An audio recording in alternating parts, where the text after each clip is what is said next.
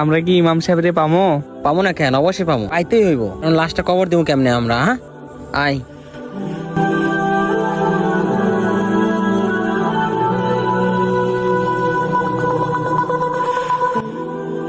আসসালামু আলাইকুম হুজুর।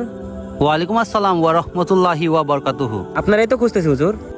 আসলে একটা ঝামেলা হয়ে গেছে, ওই একটা লোক মারা গেছে, ওইটা আপনার একটু জানাজা করতে হবে হুজুর। কে মারা গিয়েছে?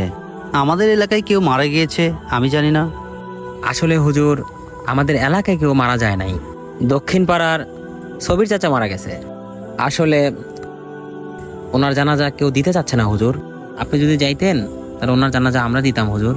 লোকটা খারাপ ছিল, এখন অসহায়, যেহেতু মারা গেছে। তৃতীয় ব্যক্তি তো হুজুর অসহায়।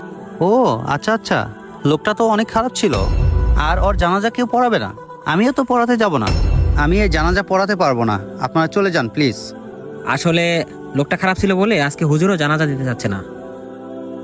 আসলে এরকম খারাপ যেন কেউ না হয়, যাকে সমাজ থেকে বিচ্ছিন্ন করে ফেলে।